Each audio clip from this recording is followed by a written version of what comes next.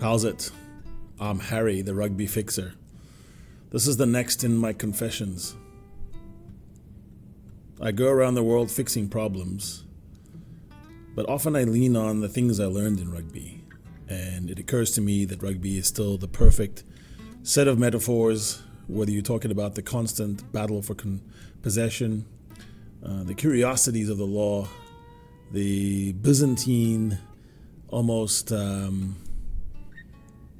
fractal nature of the ruck and the breakdown, the set pieces that offer so much stability, but every single match and in every single locker room and in every single game planning space, it is the unpredictable, the lost ball, the turnover, the kick not held, the drop call missed, the feed awry.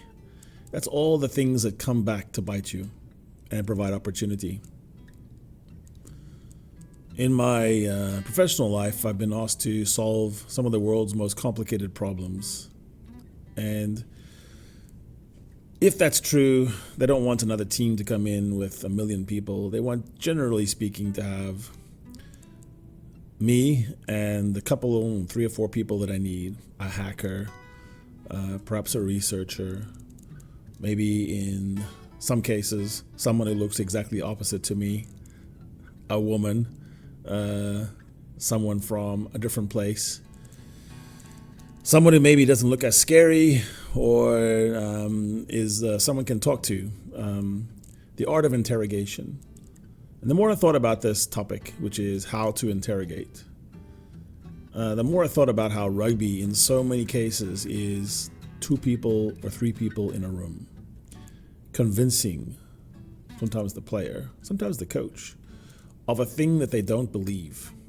I'm not good enough, or the tactic that you are suggesting won't work, or that's not why we lost, it's this other reason. Or advancing an idea to say, if you can go down this road, we will experience more success, but first you'll lose.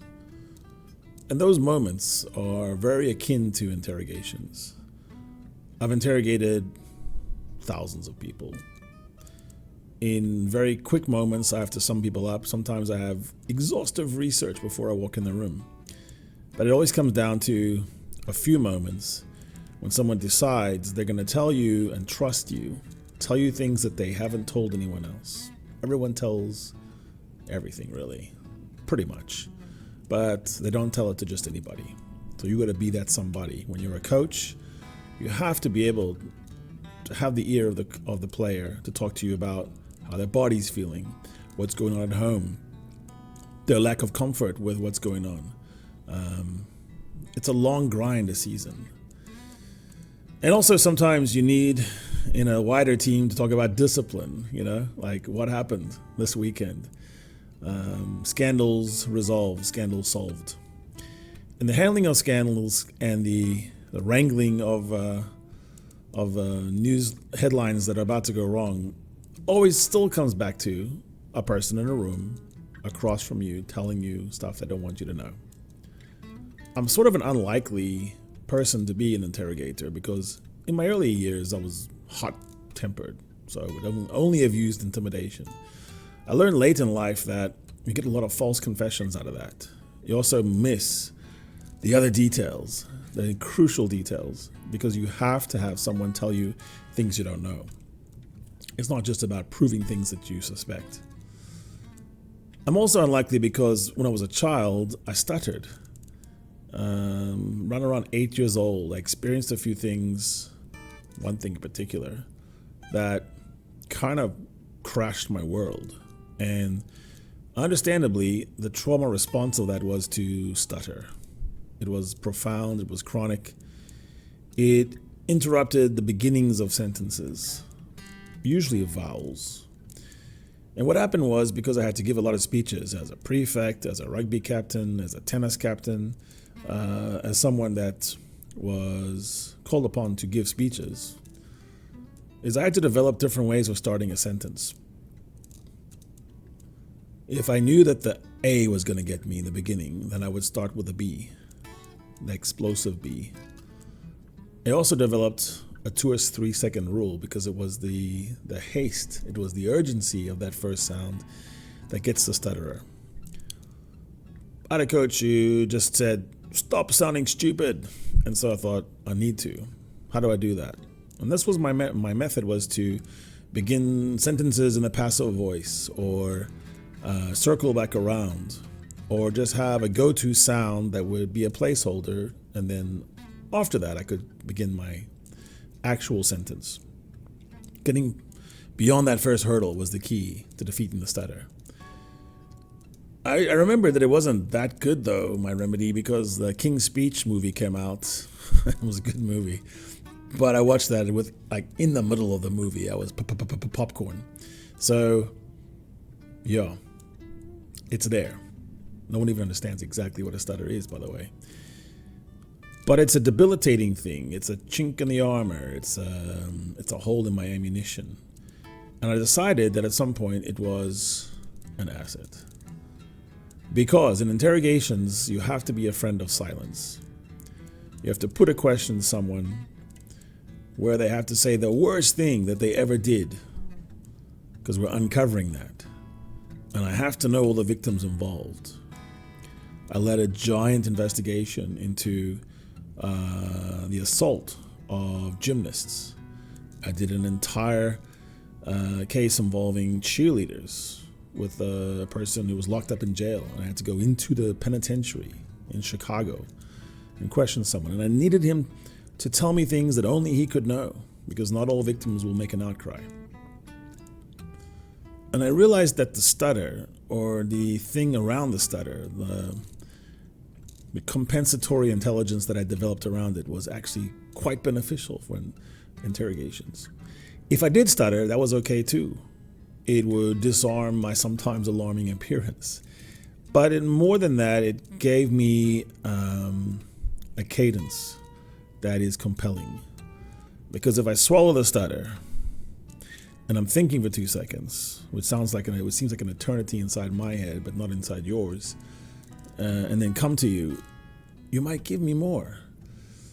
Also, there's a different way of approaching every single sentence, which I learned. Even though I'm a fan of one-syllable words, I could also solve it sometimes by using the longest possible word. All of these things, to me, come back to rugby. Yes, there's not one person on the earth, rugby player, that has everything. Well, Sasha comes close, but then he fibbed about his knee. So when you're looking into someone's makeup, there's always something missing. There's a weaker hand, weaker foot. There's a blind spot. There's a tendency. There's too much telegraphing of what you're going to do. And sometimes it doesn't matter. Cheslin Colby can show you all that day long, but you're still going to buy it. That little hop, step, jump, that thing works every time. But the thing is that you learn so much when you work around something. If you enter a fight and you know that your hand is fucked, your right hand, then you construct a fight where it doesn't really matter. You work exactly around that. And there's also a lot of science around the fact that if someone is dyslexic, for example, that they can become an unbelievable listener. And because the only way to retain the information is going to be through oral learning instead of the books. So what I found over time as an interrogator was that, as classic, it's a funnel and then another funnel. The funnel starts big, you drill down to the middle, you show your good Harry, your funny Harry, your sweet Harry, and in the middle, you show your sharp, angry, scary, and then you come back and redeem. That's the classic. There's body language, there's benchmarking, there's tells. But it all comes down to that, respect, fear, and then affection. But I added to that the idea that someone will end up telling someone something if they can find some sympathy in their makeup, a little ounce of forgiveness. And so when you're asking someone who's done something that you could never imagine yourself doing, like these people that abuse, I ran a massive case in an orphanage where we're trying to figure out who all had been abused. Or in a school one time, in a rugby situation where the locker room had been turned into kind of a Hunger Games. And there was a side of abusers and there was a side of victims. It's very difficult when you're 12, 13 years old to confess in front of your dad about what another boy's done to you. What I found that you could do in those situations is, if you could make yourself someone that truly and honestly was not all put together perfectly, they could tell you something. If not to you, there's even times when someone will pray in your presence and confess it to the Maker, Creator that they worship. The truth is that everyone is trying to make a story that makes sense to them. And all you've got to do is be there when that final story that resembles most of the truth gets leaked out. Because confessions and outcries happen incrementally in stages. I've been on rugby teams and I've led rugby teams and I've coached rugby teams where nobody was telling the truth, where the entire air was oppressive, where the best players were the ones who seemed like they were perfect, where the coaches wouldn't admit any kind of flaw. Nobody was saying, "Isye bang, ons maak 'n plan." Nobody was even permitting the idea of fear. To be scared, to be tired, to be spent, to be outmatched. This is the kind of things that we learn never to admit. I'm not tired, I'm not hungry, I'm plenty, I've got plenty of gas, and I'm never hurt. But in reality, it is within those constructs that the bonds of a team are formed. And anyone who's actually played rugby at any decent level remembers specific teams that they loved. And not every team was equal. Everyone has thought back and thought about why. And there's usually a person or a group of people who were being remarkably honest, confessing what fixes the problem. In the end, in a room like that,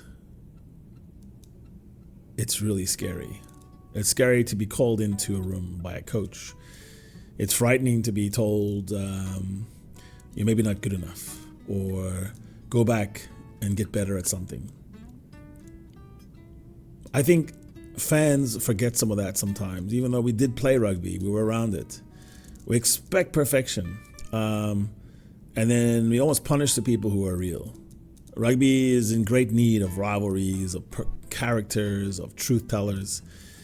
And the recent breed of documentary has upped the ante in the sense that people finally are telling the real story. They're showing the diabolical mess behind it all, the chaos that turns into the beauty of the order of the winning team.